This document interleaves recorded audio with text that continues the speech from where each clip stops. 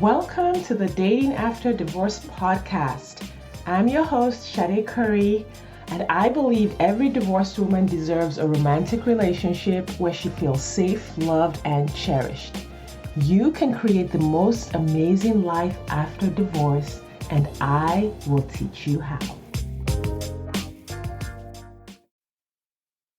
Hi, everybody. Welcome back to the Dating After Divorce podcast. I have a friend, colleague, expert here on Zoom today. Her name is Dr.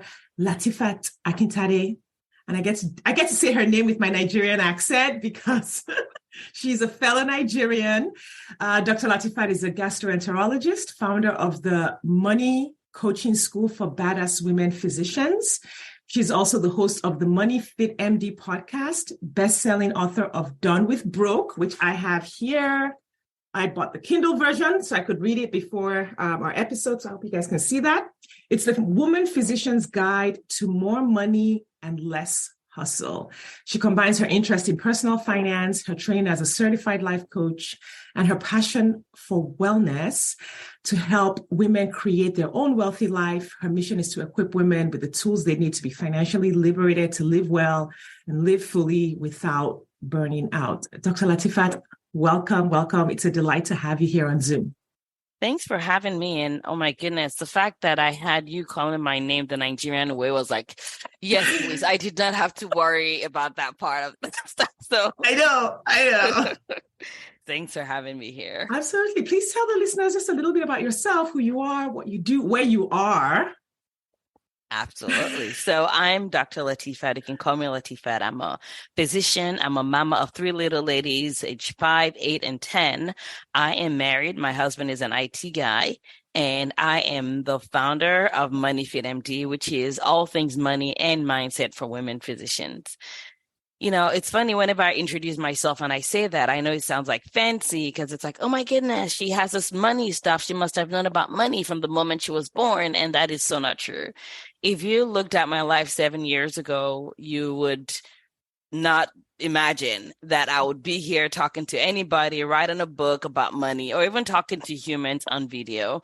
I prided myself in the fact that my singular goal in life is to be an amazing physician, to be a great mom, and to hopefully live this world better and do what I can to decrease disparities that exist in medicine and outside of medicine. That was my entire goal.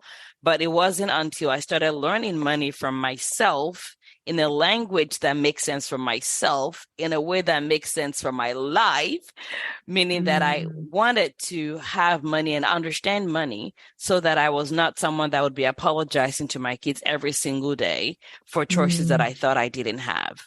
I also wanted to be someone who always had the permission, give herself permission to be able to leave whatever it is that is not working well in helping me serve the purpose for which I exist here. And, you know, with your audience, I think that's really pertinent because I know that is, you know, a significant proportion of your people are divorced or divorcing.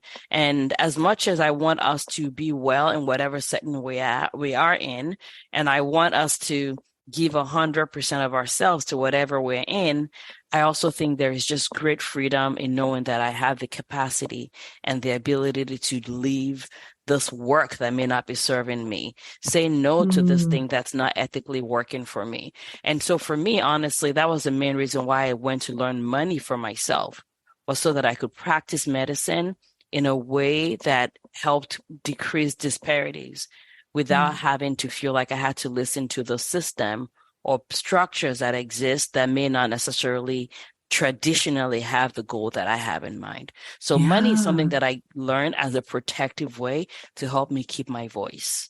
Oh, I love that. So it sounds like, and I've heard this, I have many physicians who are friends, who are colleagues. I think about half my high school class became doctors. So, you know, Nigerians love to become doctors.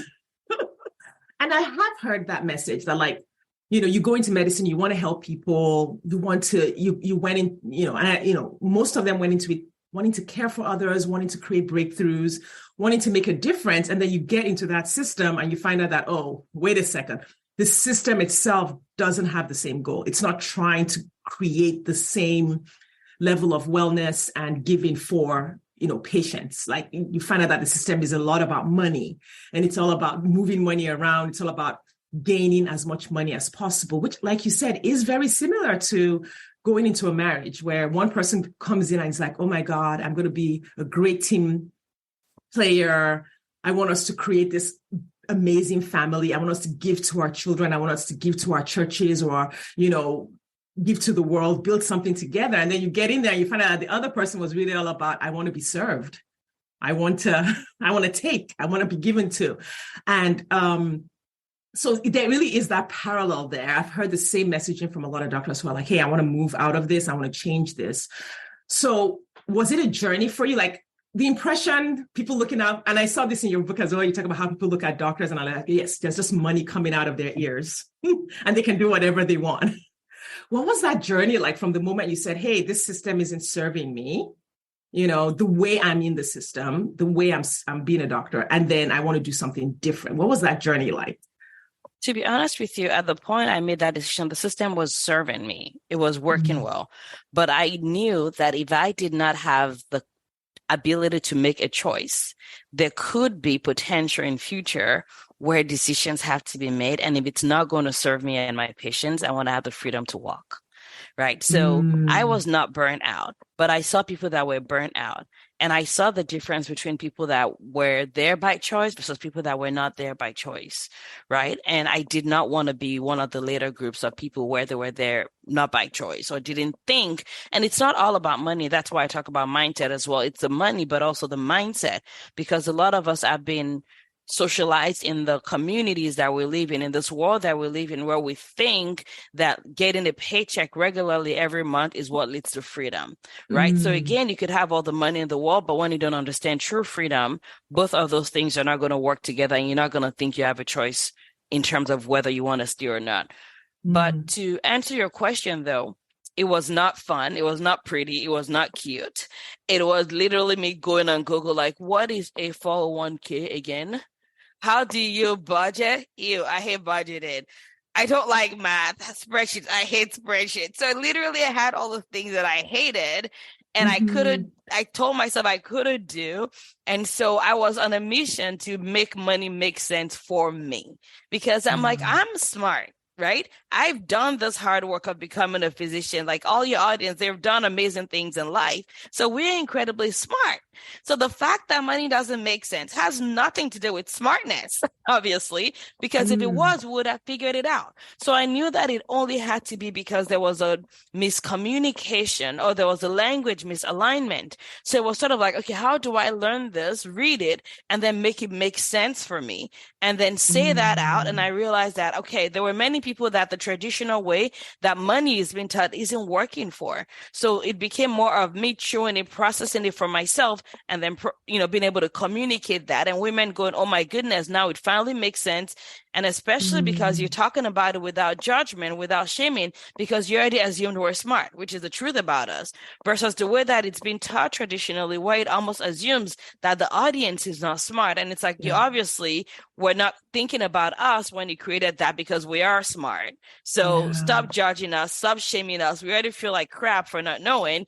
And what the world of women needs is women and people explaining it to us, understanding that we're incredibly smart. But the fact that I don't speak Dutch doesn't mean I'm not smart. It just means that I don't know Dutch yet. So explain Dutch to me like a smart chick. And that's what I do with money. Oh, I love that. I love that. And there is that narrative around about women, that women are not good with money, just like women are not good with math. Women are not good with logic or STEM or all of those things, which none of that is true. So you're right. There is a way that money is presented, or conversations around money are presented to women, that is condescending and really assumes that the gap will always be there. I was talking to an attorney at one point about, just like legacy items. And I asked a question about a trust. I was trying to understand how a trust worked. And I said, so, is this kind of like what happens, like if the person passes away, what happens then? And I asked I wanted to understand a really small piece of the process. And he just kind of like, he was like, the frustration on his face. I was like, well, this is the first question I've asked you, first of all. He's like, no, that's not how that works. And he was just like, and I was just like, and I just never went back. I was like, oh, okay, you're that person. Yeah, you're that person. Exactly. Just take your money and go somewhere else. Yeah. And, I 100% agree with you that the way that our brains are, and not to say we're all the same, even as women, but the way we think about stuff is we use a different part of our brain in general. So Mm-hmm. what we're learning has to work for that. But most importantly, having the confidence in ourselves to know that, Yeah. again, that went a long way for me when I realized that it wasn't that I was stupid. I am Mm-hmm. smart. So if this isn't making sense, it's only because the person that's explaining it isn't necessarily transcribing it or translating it in a place that makes sense, because it has nothing to do with my smartness. So I think when we come to these conversations like that, whether you're talking to an attorney, you're talking to an advisor, if you choose to work with one, an accountant or anybody else, just come in knowing that you're smart. And so Mm-hmm. you feel confident asking questions, because then the onus is on them to explain it to you in different ways until it clicks, because you're like, okay, I'm smart, it's just not clicking, because it's like, Yeah. in medicine and in science, we talk about like receptors and things have to match, or like key lock, they have to match. So it's more Yes. of like, okay, how do we turn this to make sure it's the right lock? Once it does, they're both good, both pieces are good, but we just need Yeah. to figure this out, because when it locks it up, I'm like, oh really, that's it? I'm like, yeah, that's literally it. Like, oh, I'm like, I know, me too. Yeah. Yeah. I can do that. It makes I sense can now. do that. Yeah. Yeah. So let's talk about sort of like how understanding pieces. And I have questions like kind of like I went through your book, and there were different parts of the journey that you had talked about. But starting from someone who, and I know you have coached women who have been divorced or are divorcing around their money, what kinds of situations have you seen among your clients when it comes to whether it is they were divorced and the issue they when they came to you, the issues were already there, or the divorce happened while they were working with you?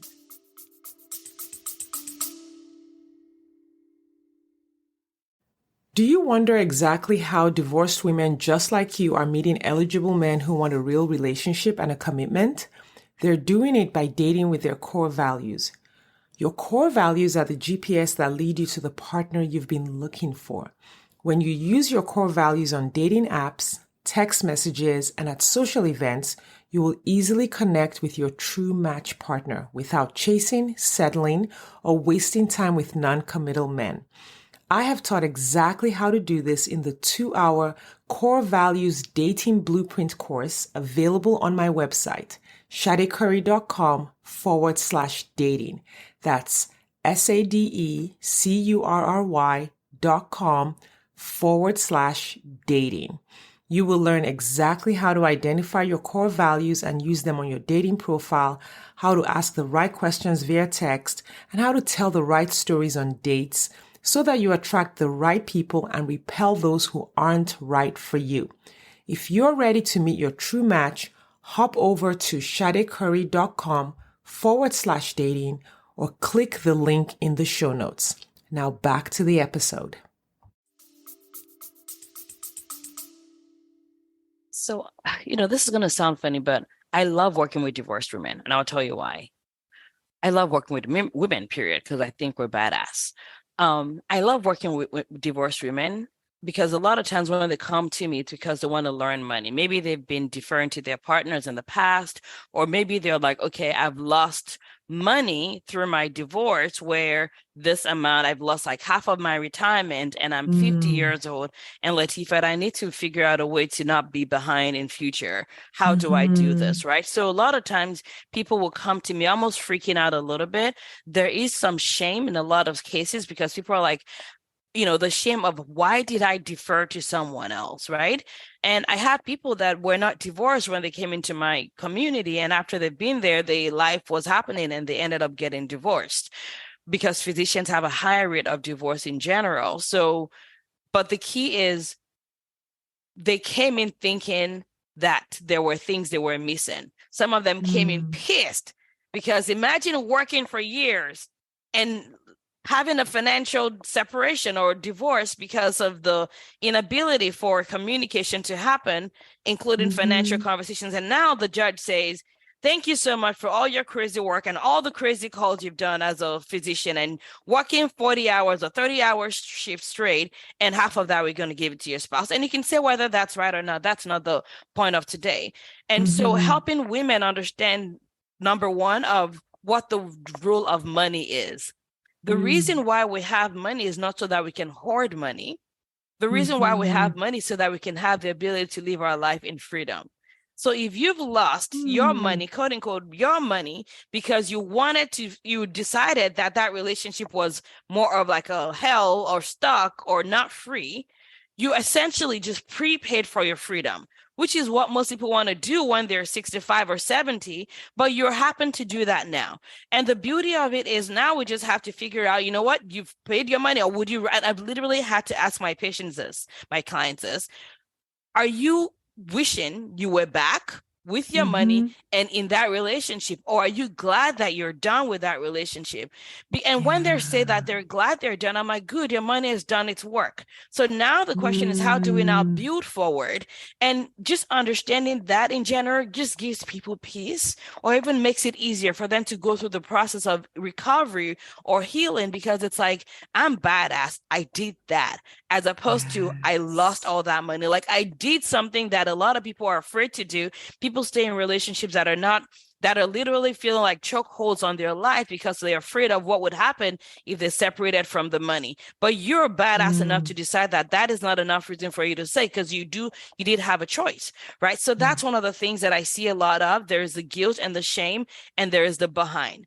But the reason why I love Mm. working with those people is we are badass. Women are amazing. And I know that when we like, when something really pisses us off and we put our back into it, it's impossible for it to not work. So my Yeah. women do crazy things within a short period of time. They're like diversify their income.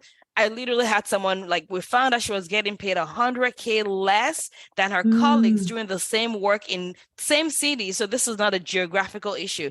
She was like, none of that, not taking that crap. She moved to a different job, which automatically was like about $100,000 increase per year, right? And now Wow. she has that money to be able to do what she wants to do, to be able to invest, and using the power of compounding, which is what happens when you give your money time to actually stay invested. Like Mm-hmm. she is already back on track within like literally 2 years, right? Wow. So it's, the key is, the worst thing we could do is stay afraid and hide. The next worst thing we Mm. could do is not ask for help, because that doesn't only hurt us in future, but also makes it harder for us to move forward, because now we're staying in anger, right? In guilt, in Mm. shame. And that is literally like giving the power to the person that helped you have a miserable life. And now you're letting them make you have a miserable present and future, when you could literally be completely free of all that nonsense. Wow, wow, wow, wow. I wanted to like just start. Wow, everything you said. That is amazing. That is the thing. That is so spot on when it comes to divorce, like so spot on. One, that's the price. Sometimes that's the price of freedom. Sometimes, like I have a client whose ex left her in $100,000 in credit card debt, not secure debt, credit card debt. And she paid it off in less than 3 years. Like she was like, oh, okay, I'm gonna start this business. I'm gonna pay it off. But she had already spent 30 years in that relationship before she filed for a divorce. And she was like, yep, $100,000 is what I paid for my freedom. Yeah, it wasn't fair, whatever. But like, if that's the price tag on the freedom that I have now she worked with me for 6 months. She's repartnered, amazing guy. Like that 100K, like she doesn't even think about it anymore. Doesn't think Yep. about it anymore. Yeah. Right. So sometimes there is a price for freedom. And like you said, money is not for, I think we've turned money value into like pieces of paper or, ones and zeros in the bank. It's shifted how we used to think about it. Before, money was like cows and sheep and land. So you could see it was tangible. You had the thing that you wanted. But now because it's paper, we've been influenced into thinking it needs to be in the bank versus no, what does that paper represent? Like you said, does it represent my freedom? Does it represent travel? Does it represent food? Like you need to have like a Yeah. tag for your life on your dollars. It's not that the dollars just sit there. And then you talked about how badass women were. Oh my God. Like one of the things I do with my clients is I'm like, you've got to go back into your marriage and retrieve all your strengths. Everything that you did, because you're sitting here beating yourself up for marrying that guy. What about everything else you did? What about how you parented? What about all your achievements? What about everything you contributed? And often they find out that like half of what was built in the marriage, more than half of it was them. They were the ones that did the things that they now felt like they lost. And if you did it, you can do it again. 100%. It's the 100%. non-tangible, right? And that's a thing, like when it comes to money or wealth, there's a tangible, the dollar, we put culture, systems, we put value on the dollar, but there's a lot that goes into it. And, we can think about like the monetary versus the non-monetary wealth. And when we take a step back and put all that together, we start to see the part that we've done. But unfortunately, what happens as a culture is there some traditional, and I'm putting that in quote, roles that women play in the family that doesn't necessarily get the recognition and value because women were the ones that were doing it, right? So if we can start to put value to the work that we're doing, then we'll realize that, no, we didn't just bring the money, we brought more than that. We brought a lot into that picture. And now if we now use that as currency to remember our badassery, like if you want to put value, if you were a stay-at-home mom, maybe when you were married and you were doing laundry, what was the price value of that? Put that down on like what, like childcare, put the cooking, put that down, and now see how much you created. And that is the person that you are. Now you can now choose to turn that into a different kind of currency. It's like I was talking to one of my clients yesterday that we are interested in as humans, and the human brain is funny because a lot of us are taught more from a poverty mindset. But it's like when a kid has water in front of them and they're like, oh, this is water, it's great. And now they take that water and it's turned into ice cube. It's still water. It's still, it's still water, the actual thing. But now they're crying because they don't have water. When it's because they're intentionally put it into a different form.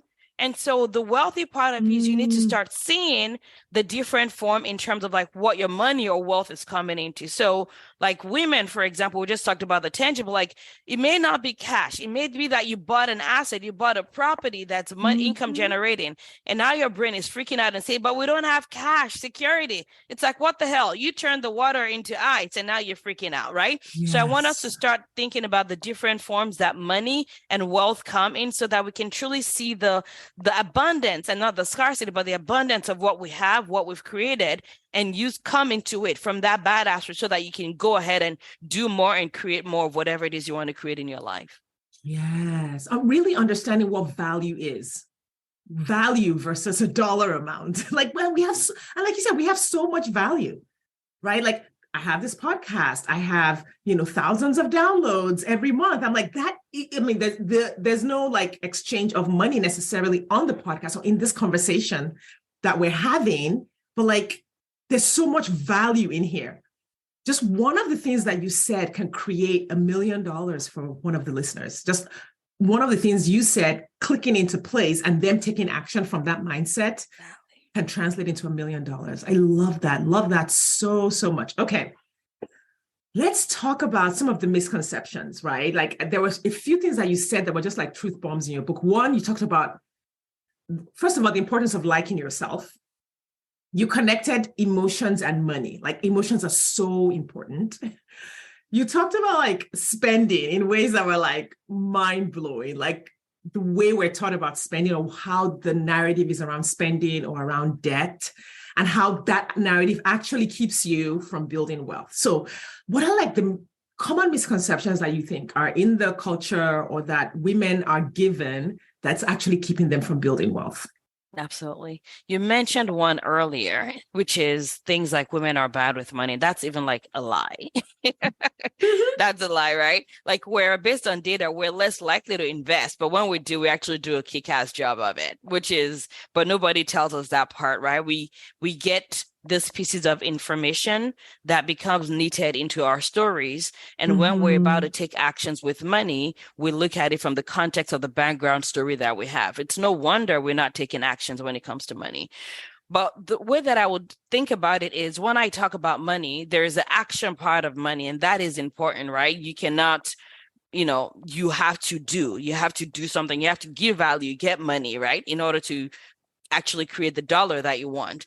But all that is not going to work well if you don't do the first part, which is what I call like opening to wealth. Opening to wealth is the Mm. part of like the mindset piece. That's the part where we remove the blocks that's standing between where we are and where we want to go. And the reason why all those questions that you're asking me is really, really important for your audience is everybody says, but tell us about the numbers. And I'm like, yo, the numbers is the easy part. This is the real issue that nobody is teaching us. And how do I know? Because I've lived it. And when I found out that this is the main reason why we're not great with money, I literally started crying because I'm Mm. like, you mean I've wasted time banging my head against the wall, thinking I just need to learn math one more time when it was never about math. Like actual money math is like basic algebra, but it's the Mm-hmm. part of this opening up our lives and our brains to the world that actually is important. So the misconceptions fit in there because if you have a misconception, you're not going to be able to grow in the way that you want to grow. And even if you do grow, you're not going to have the freedom that you want to create. And even if you have the freedom that you Mm. want, you're not going to see the freedom that exists in your life because you're like looking somewhere else for it when the Yeah. freedom already existed in your life. So I'm depending on where you guys are listening, pick whatever serves you based on where you are and plug that into your life. But there's some things that may be more advanced and some things that may be where you are or like basic, just depends on where you guys, individual humans listening, right? So when it comes to the misconceptions that we need to take care of, number one is money is hard. It's hard to do Mm. money. You know what is hard? Being broke is hard. That's true. That's very true. Right? We get to choose our hard. But even if money was hard, everybody listening to my voice right now has done things that's harder than money. So Mm. if you're not creating the result you want when it comes to money, it's not because it's hard. It's probably because it's behind you and you're not looking at your sort of like the blind spots. And the blind spot Mm. is your thoughts about money. Money is the root of evil. I hear that a lot. And Mm-hmm. people don't understand how powerful things like this are because it's like, well, you're working every day, whether you have a business or you work for someone trying to earn money. But if subconsciously you think money is bad, there are going to be micro Mm. ways you're not even thinking about where you're hiding from money, where you're repelling money. So, for example, Mm. when you think money is the root of evil, you're not going to be jazzed up to actually ask for a raise.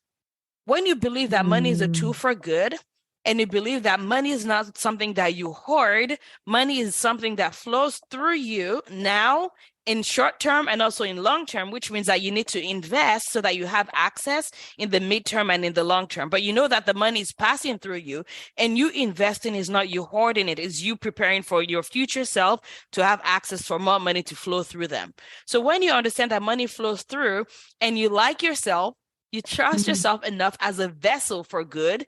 You know that money is in a great hands when it goes through you because the people and the communities that you put it in are exactly the community that needs money and should have money. Suddenly you're Mm. like, you know what? I got to renegotiate this because this is even for like greater good. So you're more likely to want to ask for what you should be getting paid. You're more likely to Mm. not be underpricing the things that you're trying to sell because you know that money is best served in your hands, right? And I also Mm. remind people that every money you're trying to get actually already exists, right? So it already exists. Money is just flowing from one person to the other. Like when I pay my bills, money flows to them, it flows to someone else. So when we start to think about that, when I think about the communities that I serve, the women physicians, the minority communities that I serve that have traditionally not had access to wealth, you bet your butt I want to get paid. You bet your Yeah. butt I want to learn how to build and grow investments and figure out more ways to make investments accessible to my women because that's where it needs to get to. And Mm-hmm. suddenly I'm not just advocating for myself, I'm advocating for the people that are going to get access to it through me. So that's Yeah. the work that gets me jazzed up. And of course, I'm now going to be more open to it because all the socialized crap that I've been taught is now silent compared to me opening up myself once I Yeah. understand that money is a tool for good. I am a great vessel for money because the things that I'm going to do with money have my name on it and they're waiting to be taken care of. I Mm-hmm. get jazzed up. Yeah. Yeah. No, amazing. Like you said, there are these micro decisions that we make when we're afraid of money, when we're concerned about money, when we're afraid of our bills or we're afraid of our debt. Listen, you all need to, even if you're not a physician, you really need to read Latifat's book because I recognize a lot of things that I had done in the past like when my ex and I were in debt and we're working, like things that I did in those times that were like micro decisions that did cost me money. And one of them, I don't know if you had this example in the book or not, but I remember this is something that I had learned about myself was I would avoid opening my mail. Mm-hmm. When I was in the state of like, we have too many bills, we have too little money, all of that, I wouldn't open the bills. And of course, we all know in the end, you get hit with late fees. You miss checks that come in the mail that have a deadline to be deposited when you don't open your mail. And I remember this, like, I'm thinking back, this is probably like early 2000s. And I remember we had two young kids, they shared a bedroom. And so we had like, quote unquote, our guest room had like piles of papers, piles of mail that I just wouldn't open because I was just so afraid of what was in there. And later on, of course, I would get hit with the fees and things like that. And I'd be like, but at that time, I didn't connect the dots between that fear and what I was doing.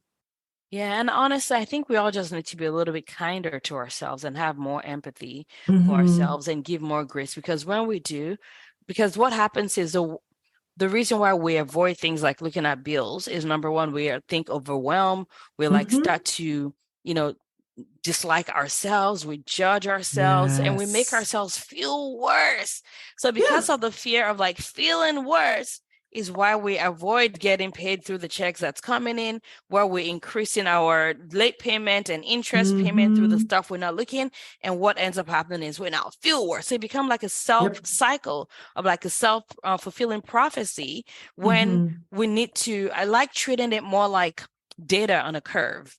Right. When we look at like math from like, elementary school or middle school, when you just have like dots on the curve, and every single thing when it comes to your money is literally just a dot on the curve. You just get to like, we cannot judge ourselves based on one dot. It's like looking at a basketball game and you're looking at one team and the score and you're like, they won. Or someone scored them like they lost. It's like, that's just a dot in the whole story, right? So how about we calm down, take a step back and understand that we actually have the ability to create a different future, because what we have right now when it comes to our money is not even a reflection of who we are anymore. It's a reflection of who we were and the decisions that we made. So now it's like, okay, everything I see was created by Latifat in the past. And now what does Latifat in the present want to do for Latifat in the future, right? So it's judging your past self is useless because you ain't going to change the past. But when you keep judging your past self, it actually is going to show up and it's going to cause you to actually judge your current self in future. So it's more liberating to just forgive her. She did the best she could. Maybe she didn't have access to this podcast that we're talking on today. Maybe she didn't have access to my book. Maybe she didn't know that it was safe for her to ask for help. And maybe she didn't even know that her brain was literally like messing with her when she thought she was going to die by opening up an envelope, right? Yeah, that was I know. her, isn't that, like, right? this is this little envelope here. Yeah. It's like, I'm going to die, right? We all are going to die, by the way, at the end of the day, but hopefully not anytime soon. And it's not going to be an envelope. Unless you're like pissed off some like mafia somewhere, they're sending you some like chemicals in an envelope, which that's not happening today. But the key is let's just have some kindness for ourselves and understand that this is all data, right? The amount of money you have, if you have multiple seven figures, it's great, but it doesn't make you a better person. In the same way, if you have negative $500,000, it's not great, but it doesn't make you an amazing or horrible person.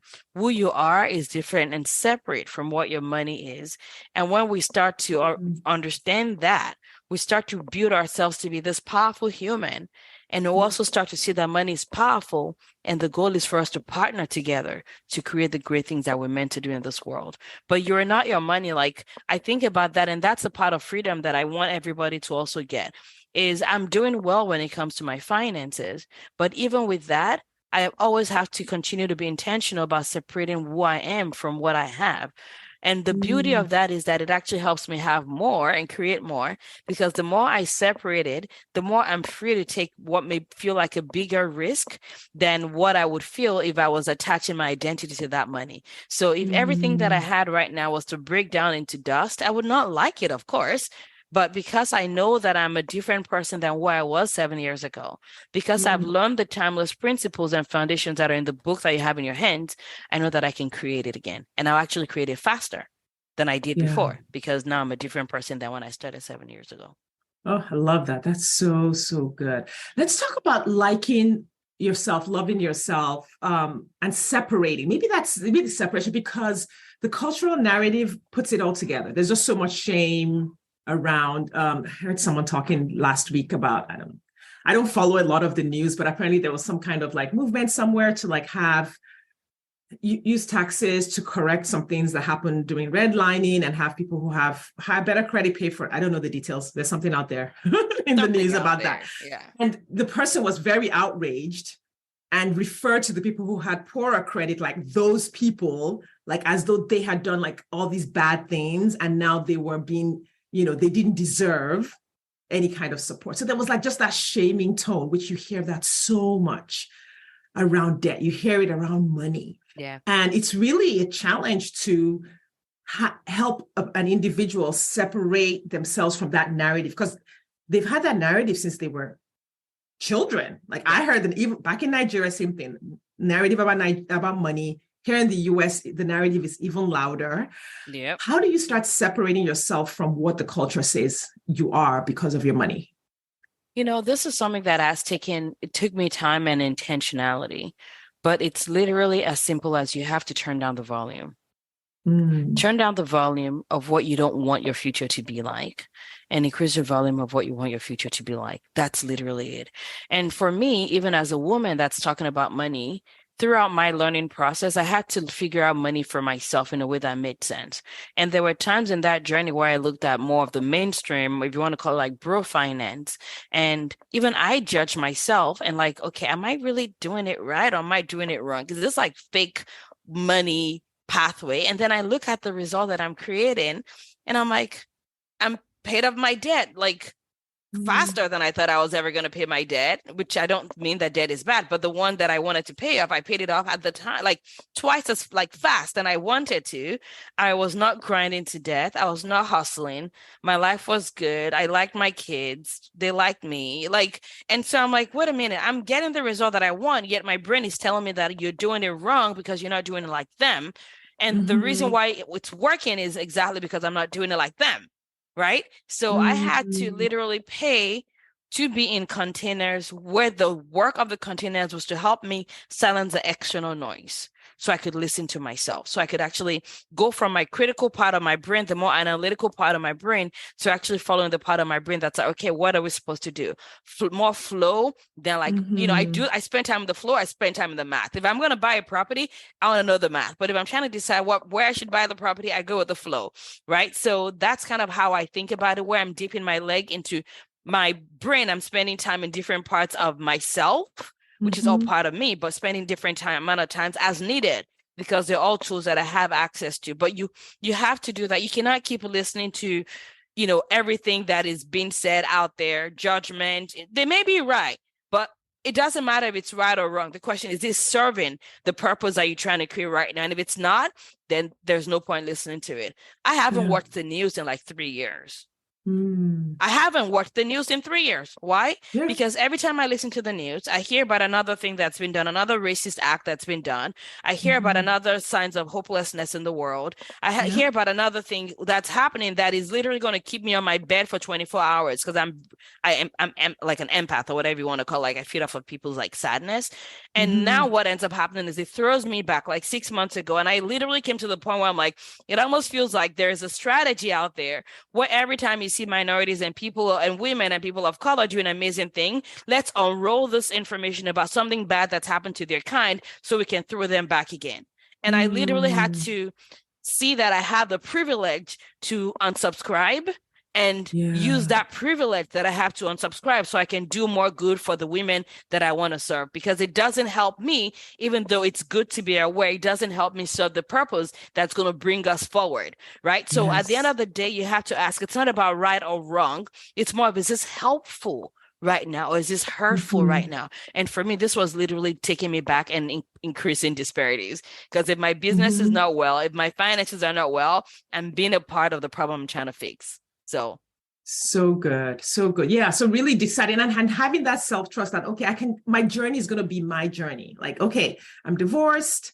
I am starting over. Instead of looking for a prescription, saying, where is my mind right now? Where are my thoughts? Where are my feelings? How do I feel right now? And deciding the mindset that you're going to need. Like, is this mindset going to get me where I want to go? And if it isn't going to get me where, there's no shame in being in that place because we're human. We're going to have all of these feelings. But if I have this goal, what thought and feeling needs to get me there? What do I need to heal? And sometimes you need to take a moment to like heal something. Sometimes you need to take a moment to like say, okay, I've got some money trauma here. I'm having emotional flashbacks around this incident. So this is not to say, okay, just override it and go read, I don't know, romance novel or whatever. Just say, oh, okay, I need to I need to address this. So sometimes they're addressing it to slowing down and healing, taking care of that part. And then sometimes it's like, oh yeah, I'm good. I just have this thought that's not serving me that came from that news article I watched. I'm just going to turn that off. Pick up the thought, the thinking that I'm deciding is good for me, and then just run with that. Exactly. And understanding too is you're going to do it imperfectly. And that's the goal. The goal is not I hate when, practice makes perfect. I think it's actually hurtful because a lot of times we're practicing with the goal of perfection. The goal is never perfection. The goal is imperfection. So you're never going to be perfect about it. And so you're going to do it imperfectly every single time, but that's exactly the goal. But your imperfection can still create the exact result that you're looking for. So perfection is not what creates results. Imperfection is what creates the result you're looking for. Unless you're a physician that's doing surgery. In that case, we want perfection, of course, but this is something that I literally have had to help my clients, because a lot of my people are physicians, and our perfection, like we're groomed to be perfect and do it pristine. That's how we save lives. And then to now be able to say, okay, that works in that setting, but in this setting, it actually is going to hurt and prevent you from launching and doing what you want to do. So I want us to embrace that imperfection a little bit more. And we're just going to keep doing better and different and better and different. And, Brooke Castillo talks about your 100 fails. I love that idea. So the goal is just continue doing it. And in the wake, you will leave a lot of success with you. So yeah, 100%. I've heard, and I identify with that. I've heard that so much with my clients where it's like, I can't take the first step. I can't invest that first $50. I can't pay for, in fact, I hear it in dating, like, I don't want to pay for the apps until I'm sure I'm going to do it right. And I'm like, well, you learn to do it right by taking that $50 and paying for the app for 1 month and getting in the water. Yep, exactly. And going to do it. And in your case, it might be someone putting in $100 or opening up that account or opening up that investment account or getting started in real estate or whatever it is. Like you have to get started and be willing to embrace failure, imperfection, doing it wrong, doing it right, or whatever the definition is, because people have different frames of reference, doing it right, but not getting the result, quote unquote, doing it wrong, but keeping going, learning, trusting yourself, knowing that like you can create wealth.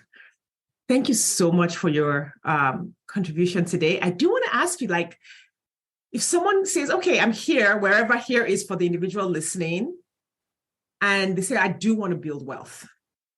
Right? Like, what is your just like overall advice? Like someone says, well, I want to build wealth. I'm not sure I can, like, there's time, there's all these things that I've heard. What's one thought or one piece of advice you can give them to really help them either keep going or go faster, or like, almost like I'm trying to encapsulate what I'm trying to say. It's like choosing that goal. Leaning, putting their back into the goal, wherever it is they're starting from. I love that. The first question I'm going to ask is, and I love that you broke that down further, is asking yourself what that means, what wealth means, right? A lot of times people are like, I want to be wealthy. And I'm like, I don't even know what that means, because again, we have to try to stop fitting in a box. Right? You get to decide what that means for you. So let's break it down a little bit. What does that mean? I want to be able to work part-time. Okay. So you've decided what you want to be. You want to be someone that works part-time. And this is a part where you borrow from almost like your future self in terms of like, what would that person have done? And if you don't believe in borrowing from your future self, look around and make sure you surrounding yourself by with people that are doing or have done what you want to do. And so, people talk about Myron Golden he's not the one that created this, but I really identified with how he made it sound, which is be, do, have, right? Who do you want to be? You've decided you want to be the person that works 3 days a week. What would that person have to do to create that? They would have to know where their money is going. They would have to make sure they like how they're spending. They would have to know how to have other sources of income that's helping them be able to support their lifestyle while they're doing that. They would be investing. Right? Just like literally workshop that and now go do that. And you create it. Yeah. And that is available to all of us. Like, it's so simple. Yep. Like we see it, just go do it. Just be like, I believe that I am that person. I can be that person. Workshop and do what they're doing as well. Workshop it, put it down in numbers, because overwhelm can, again, cause some issues with a lot of people. Put them down in numbers and just one at a time. Don't try to do 2 at a time, one at a time. The person that is working part-time would know to not, maybe they would not eat out every day. Just an example. Do that. They would want to make sure that they're earning, they're negotiated, making sure that even if they're working part-time, they're getting, because it's not just about the quantity, it's about the quality. They're getting paid well for the work that we're doing, right? And for those that are listening, I'm assuming that you're someone that you're creating more value than even you're getting, meaning that if you want to be paid well, I'm assuming that you're an excellent employer or employee. You're giving value, you're serving to the best of your ability without, burning yourself or grinding yourself to death. Like I talk about like badass women physicians or badass women in general. Like we take care of stuff, we provide value. So when I'm telling you to pay, it's because I know I'm giving you a return on your investment. So making sure like the quantity, not just the quantity of the hours, but the quality that you're getting paid by the hour is intact, because then that's what someone that wants to work part-time should do. And then now the money that you're creating, are you spending things on like things that depreciates over time, which we call liabilities, or are you increasing your sense of ownership, which is what I want more women and more minorities to do? Are you buying things that the value is going to increase over time? Whether that's like, index funds for the stock market, and you could start wherever you are, $100 per month. Most people can find $100 a month. Most people, not everybody, but most people that are probably listening to the podcast can. And sometimes it's a matter of like moving your money from spending on things that's depreciation to moving it to spending on things that is going to increase in value over time. And that takes retraining your eyes. And I talk about some of that in the book as well. But it is comparing with other people may not help you. If it's helping get you motivated, then do that. If it inspires you, then do that. But if comparing with someone else is slowing you down, then it's not helpful. But what people do is a lot of times they compare like, well, it's easy for her to say she's a physician. Trust me, I know lots of physicians that are broker than many people walking down the street. Like, or you could say, well, they are a different specialty, or they are younger and know more technology, or like there's always going to be a reason why we think someone else is in a better position. And that's okay. That's helping. But if it's not serving you, then it's time to unsubscribe from that and say, what do I have? What can I create? Let me start from where I am, and I can be an example of what's possible for other people like me in future if I do what needs to be done, right? To have what needs to be had. Oh, so good. So good, Dr. Latifat. Thank you so much for the advice. Thank you for being here and breaking all of this down. Please tell the audience where they can find you online if they want to get the book, if they are physicians and they want to work with you, if they just want to follow you.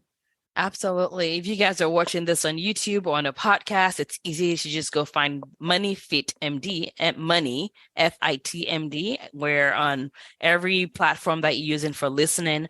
You can find us on Facebook and Instagram as well. The book, Done with Broke, The Woman Physician's Guide to More Money and Less Hustle. I'm so glad I wrote that book.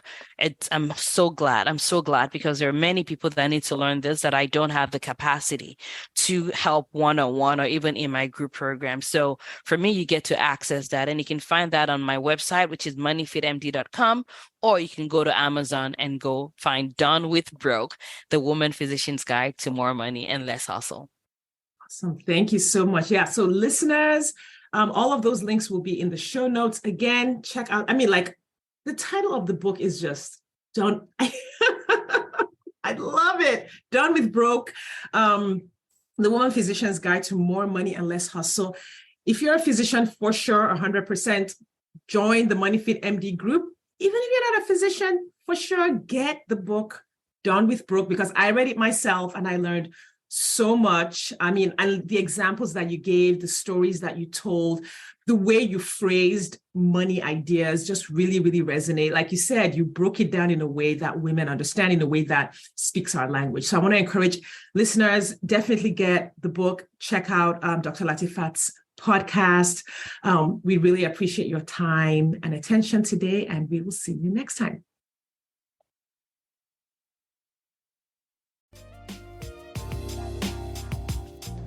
Thanks for listening today. If you are ready to get married after divorce, I want to invite you to download my free 8-video training specifically designed to help divorced women date with ease and get married again. Head over to sadecurry.com to get started. That's SADECURRY.com. I'll see you inside.